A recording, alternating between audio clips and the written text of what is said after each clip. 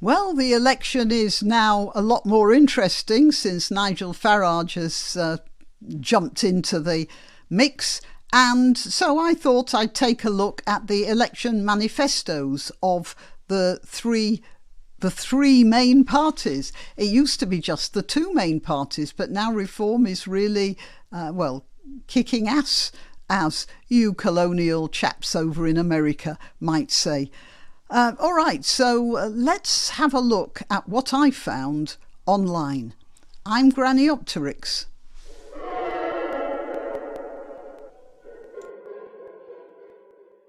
So just out of a general sort of interest, I typed into Google Conservative Party Manifesto. I didn't find it. What I did find was as follows, an analysis by the BBC. So how am I supposed to trust that? And then I looked up the Labour Party manifesto, and again I found an analysis by Sky News, but not the manifesto itself. I suppose I could find it if I searched for longer. It must be published somewhere, but it's not instantly available. On the other hand, I looked up the Reform Party manifesto I just put that into Google, and straight away now let's pull it in a bit, that's right, this was what popped up, their complete manifesto. How workable it is, I can't say, but what I can say is they are a lot more on the ball as far as connection with the voters than either of the other two parties. It's almost as if the other two parties aren't that concerned about the voters, isn't it? It's as if they don't really think the voters count. Let's get back to the Conservative manifesto as analysed by the BBC. Help to Buy, tax help for the self-employed, tougher sentences and new prisons, regular flights to Rwanda, increased defence spending, an end to low-quality degrees, net zero without new green charges, cuts to welfare and civil service numbers, 3 strikes warning for antisocial tenants, new dentists, a cap of social care costs and a legal limit to migration. They've been able to do this since 2010, and I just have to ask the question, why have they not done it so far? Well, in most cases they seem incapable of doing it. The return of Help to Buy is a good idea.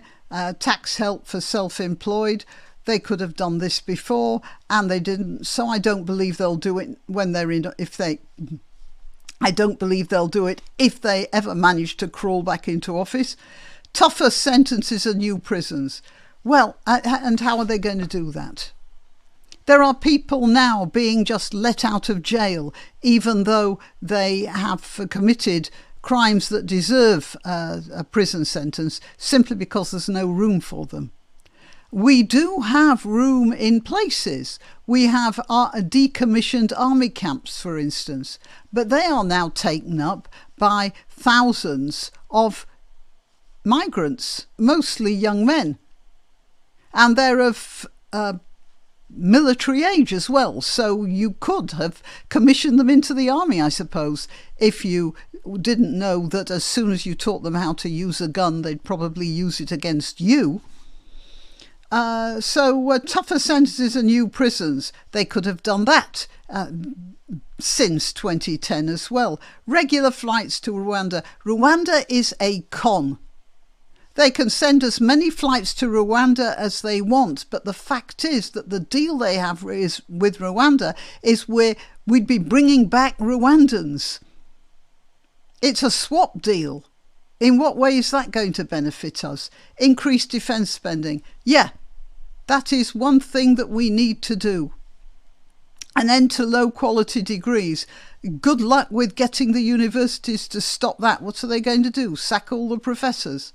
They're not going to do that. These guys are far too well entrenched. Yeah, and there are many low quality degrees, and there are degrees that we should get rid of.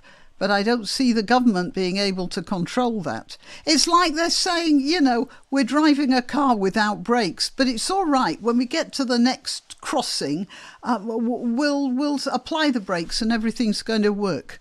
Net zero without new green charges. We do not need net zero. What is wrong with you fellas? We don't need that. That is a low priority in our country. We have plenty more worries to concern ourselves with. Cuts to welfare and civil service numbers. I remember there was a Conservative Party, I don't remember when it was, went to the polls saying they were going to cut all the quangos. And then after they got in, whoops, double the quangos suddenly appeared. I think they called it the bonfire of the quangos, didn't they? So I don't believe them.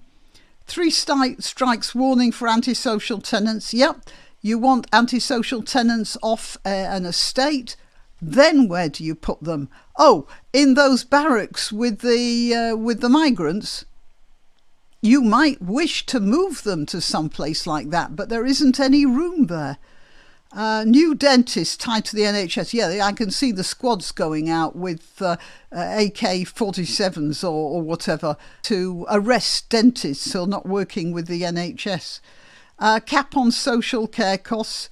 Well, that's all going to come out of the budget that we don't have, because we're hideously in the red right now anyway. A legal limit of aggregation. Oh, what an idea. You know, it's funny that nobody's ever thought of that before. Right, and here is the Labour Party, which is a very... Yeah, I'm in Germany right now, VPN speaking. So what does the Labour Party say? Here, there's a pledge to fix 1 million potholes. You know, potholes come from when roads are overused. And in any case, potholes should be the preserve of the councils in the towns. I mean, most of the potholes are in the towns, in town roads. So the pledges are deliver economic stability. Oh yeah, Rachel Reeves said, we're going to deliver economic stability. Yes, but how? Are you going to tell everyone they can't spend more pocket money than a certain level? I mean, how do you deliver economic stability? You can't do that. What you've got to do is just make the economy work. And by doing that, you reduce taxes on the people who are actually doing stuff. Cut NHS waiting list. Again, what are you going to do? Send the squads out to fetch the doctors in?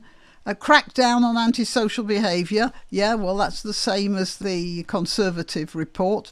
Recruit 6,500 new teachers. From where?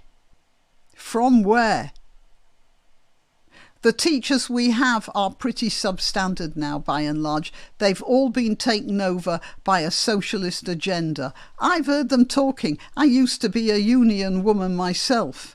And you might recruit new teachers, but if they're not Labour's or socialist or Marxist supporters, then they are not going to either get very far in their profession or even get along with the teachers by whom they are surrounded.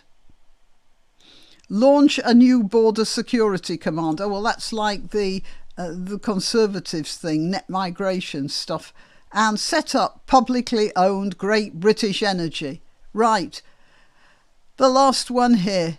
And Great British Energy. And so we're going to be nationalising the energy companies again. It didn't work well. I mean, the privatised industries aren't marvellous, but it didn't work well when they were nationalised either, did it? And the unions had full throttle control on British industry until Margaret Thatcher split the whole thing up. Okay, alongside the 6 pledges, some of the party's most eye-catching policies include ending the controversial VAT tax break on private schools. They said that, and then they realised there are a lot of private schools that deal with children with special educational needs, and they started backpedalling. Again, it's one of those promises. They're going to destroy the best and then make a mess of the rest. It's also put the NHS front and centre of its election campaign. The problem with this country at the moment is that the NHS is front and centre of everything. And I'm a great supporter of the NHS. It's saved my life on a couple of occasions. I'm really happy about that. But it's run inefficiently. And that's because it was set up in 1948 to deal with a social system that has completely changed. And because of the inertia of large organisations, the NHS itself has not changed. And let's see, it will deliver 40,000 more appointments every week. Yeah, it'll make sure that people will get to a hospital. The hospitals are working flat out now anyway. New deal for working people. Labour's plan to make work pay, to the irritation of some unions, which includes a right to switch off outside of working hours. That's not a bad idea. Right, well, that's the Labour manifesto. It's a lot of pie in the sky and nothing very definite. But what there is in the Labour bid for power is a lot of things they're not talking about, and this is one of the things they're not talking about. The Telegraph isn't even talking about it. Why Keir Starmer's wife is being kept off the campaign trail. Yeah, oh, she's dealing with her family. She doesn't want to become a political wife, all the rest of it. No, the reason she's off the campaign trail is because she's Jewish. And Starmer knows that as soon as she turns up, there's going to be some anti-Semitic agitation. The fact is, this woman is not acceptable to a lot of Labour Party supporters. I'm afraid that Victoria Starmer is for all her small size, a huge elephant in the Labour room. Now, this is what I found online when I looked up the Reform UK policy documents. Now, they have some policies I do not like, and I'd have trouble voting for, but I can't see who else I could possibly vote for in this situation. The Conservative Party is just plain ineffective, and Sunak is not seen as a strong enough person, and Starmer is basically a red under the bed, not saying too much about what his real programme is, and they're pretty good on the graphics, aren't they? Starmageddon, that's good, much better than the Conservative Devil Eyes advert. The trouble is, I'm just hoping people will understand that. And they have what they call an emergency health and social care recovery plan. And instead of saying, let's do it right this time, they just give the facts of what, like, for instance, hospital beds per 1,000. We're right down there, almost with Canada. Canada's not doing too well either. And nurses per 1,000 of population, doctors per 1,000 of population, not doing too badly there. Why is Japan, which has a better healthcare system than ours, they have fewer doctors per 1,000 of population? Because they're not wasting their time going through. And I shall give you a good example of this. So I have a knee injury, an old knee injury, a sports injury, of course, and I needed an MRI on the knee. They were just checking it out. And I went to the hospital and, went after it was a 3-month wait for the MRI. I had the MRI, and when I was getting my trousers back on, the radiologist was standing there and tutting And I said, had I done something wrong? And she said, no, the next person after you hasn't turned up. And that appointment could have been given to somebody else. Well, first of all, if you have a 3-month wait, that sort of thing is more likely to happen because people are more likely to forget, or circumstances change, move out of the area, all that sort of thing, and they forget. But yeah, selfish as well. Okay, that's the first thing. So I said to her, well, look, seeing as you have the time, why don't you MRI my other knee? And then the medical authorities can compare both of the knees. It might be useful at some future date. And she looked at me. Now, she had a clipboard. No, I don't have anything round here. So you'll just have to pretend I'm holding a clipboard. She had this clipboard and she sort of clutched it to her bosom like that. And she said, I can't do that. And I said, why not? And she said, you've got to go to your doctor and request an MRI. And then if he decides you should have one, he'll refer you to a specialist who will then specify an MRI. I can't just take an MRI, which I thought was ridiculous. But that's the way the NHS has been sort of set up. You know, the general practitioner and then the specialist, and then they move you on up the line. Nobody can take any initiative. So it's that sort of thing that the NHS needs reforming. And it's that sort of thing that means that I suppose you don't need as many doctors in a Japanese system as you do in a UK system. Right. And number of people on waiting lists, well, look how it's gone up. And that's gone up, well, possibly in direct proportion to the amount of migration into this country that we weren't counting on. Okay, so yeah, a lot of it is completely criticism of the various parties, but they are talking about these subjects which the other parties are not straight in your face anyway. You'd probably have to go and look through a whole load of confusing statistics to get this sort of thing. And as they say, there's record funding in the NHS. The Conservative Party have always promised more and they've always given more, despite the Labour complaints. But there are still record waiting lists, staffing crisis, all the rest of it. And I refer you back to my story of the MRI to find out why these things are happening. All right, well, yeah, that's my quick rundown of the 3 main election manifestos. If I could organise things in this election, I'd say that the Reform Party should take all of the red wall constituencies, the ones that the Conservatives had before, and the Conservatives take all of the constituencies they used to have, the standard ones, and between the two of them, there might be a decent government outnumbering the Labour Party. People should be more afraid of Labour.